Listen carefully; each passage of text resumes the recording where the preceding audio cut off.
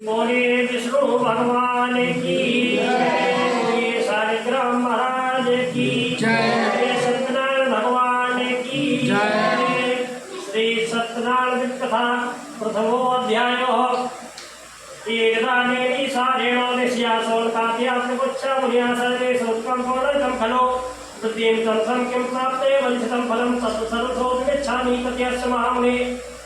एक समय की बात है कि नैनीताल क्षेत्र में सौनक आदि 88,000 ऋषियों के जानने वाले श्री सूर्य जी महाराज कहने लगे, पूछने लगे सभी ऋषि सूर्य जी महाराज से कि हे महामुने, वो है तब व्रत कौन सा है जिससे करने से मनुष्य का दुख दूर हो जाता है। तो हम सबकी यही सुनने की इच्छा, तो कृपा करके सूर्य जी महाराज हम सबको सुनाइएगा यह कथा। तो सूर्य जी महाराज बोले कि यही प्रश्न भगवान विष्णु से नारद जी ने पूछा था, तो मैं यही तुमको प्रसंग सुनाता हूँ, तो प्रेम पूर्वक सुनिएगा। एक समय योगी राजमुनि परोपकार के लिए अनेक लोगों में फिरते फिरते मृत्यलोक में आए, पृथ्वी पर आए, जहाँ देखा कि सब लोग नाना योनियों में सब प्रकार से दुखी हैं सभी लोग। तो वहाँ जाकर के देखने लगे कि सब लोग बहुत दुखी है, कर्म द्वारा प्राप्त नाना प्रकारों से दुखी है। तो यह देख करके नारद जी सोचने लगे कि इन दुखियारों को क्या करना चाहिए जीवों का, जिससे कलेश दूर हो। यही सोचने लगे नारद जी, और सोचते सोचते भगवान विष्णु के यहाँ जा पहुँचे। जहाँ भगवान विष्णु पधार है, तहाँ शुक्ल वर्ण वाले भगवान चार भुजाओं वाले हैं, शंख चक्र गदा पद्म और बलवाना करके शोभायमान है श्री नारायण भगवान विष्णु भगवान। देवों के देव नारायण को नमस्कार करने लगे, नारद जी स्तुति करने लगे, भगवान की प्रार्थना करने लगे और कहने लगे, वाणी और मन से जिनका रूप नहीं जाना जा सकता, ऐसे अनंत शक्तिधारी को मैं प्रणाम करता हूँ, नमस्कार करता हूँ। और कहते हैं नारद जी, आपका आदि मध्य नहीं है और अंत नहीं है, भगवान माया में गुण है आप सभी गुणों में आत्मा है, सबके आदि का कारण है और सबकी पीड़ा हरने वाले हैं भगवान। मैं आपको नमस्कार करता हूँ। ऐसा कह करके नारद जी की ऐसी स्तुति सुन करके भगवान प्रसन्न हो गए विष्णु भगवान, और कहने लगे कि हे नारद जी, आपके मन में क्या विचार है, क्या मन लेकर के आए हो यहाँ पर मुझसे लेने के लिए। तो हे भक्त, यह सब कथा हमसे कहिएगा, भगवान बोले नारद जी से।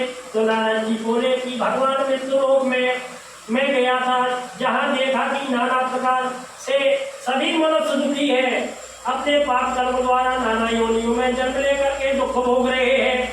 तो हे भगवान, इनके लिए नाथ पर कैसी कृपा करिए कि कोई छोटा सा एक व्रत बताइए कि जिससे करने से सभी का पाप नष्ट हो जाए। वह सुनने की मेरी इच्छा है, तो सुनाइएगा भगवान। तो भगवान विष्णु बोले कि हे नारद जी, सब संसार के भले की इच्छा के लिए तुमने बड़ा सुंदर प्रश्न किया मुझसे, बड़ी सुंदर बात पूछी है मुझसे, जिससे करने से मनुष्य सभी मोह से दुख से छूट जाता है। मैं वही उपाय आपको सुनाता हूँ, तो ध्यान पूर्वक सुनिएगा। एक दिन महापुण्य देने वाला है, जो कि स्वर्गलोक तथा मृत्युलोक में अति दुर्लभ है, कठिन है। तुम्हारे स्नेह के कारण मैं तुमको यह कथा सुनाता हूँ, तो ध्यान पूर्वक सुनिएगा नारद जी। यदि उस सत्यनारायण भगवान का व्रत करो तो मैं विधि पूर्वक शयन करो, परिवार के सहित करो, तो शीघ्र सुख संपत्ति मिलती है, अंत में मोक्ष की प्राप्ति मिलती है। श्री भगवान का यह वचन सुन करके नारद जी बोले कि हे भगवान, इस व्रत को कैसे करना चाहिए, इसका फल क्या है, क्या विधान है, इस व्रत को किसने किया, तो आप विस्तार पूर्वक मुझे समझाइएगा। तो विस्तार पूर्वक भगवान ने इस कथा को कहा। तब श्री भगवान बोले कि यह व्रत दुख शोक आदि का नाश करने वाला है, धन धनादि को बढ़ाने वाला है, और सुख संपत्ति को देने वाला है, सौभाग्य और संतान को देने वाला है, तथा सब जगह विजय प्राप्त करने वाला है। जब तक चाहे श्रद्धा भक्ति से भगवान की पूजा करें। श्री सत्यनारायण का पूजन सायंकाल के समय ही होना चाहिए।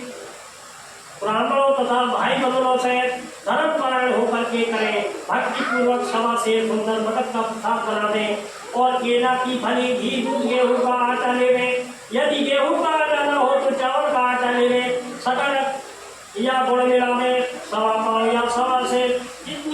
शक्ति हो श्रद्धानुसार भगवान को भोग का अर्पण करें और भगवान को भोग अर्पण करके स्वयं प्रसाद को पावे और जितने यहाँ पे हैं सबको प्रसाद बांटे, सबको लोगों को बुला करके कथा सुने और ब्राह्मणों को दक्षिणा दे करके भाई बंधुओं से भोजन करावे, भक्ति पूर्वक प्रसाद पा करके नृत्य गान आदि करें। इसके बाद भगवान को स्मरण करते हुए सब लोग अपने अपने घर जावे। जो मनुष्य ऐसा करेंगे उनकी मनोकामनाएं निश्चित सिद्ध होगी। विशेष करके कलयुग में यह पूर्णदायी, पुण्य कर देने वाला, दुखों का नाश करने वाला सबसे सरल उपाय छोटा सा यही है। इति श्री स्कंदे पुराणे देवाखंडे श्री सत्यनारायण कथायां प्रथमो अध्यायो।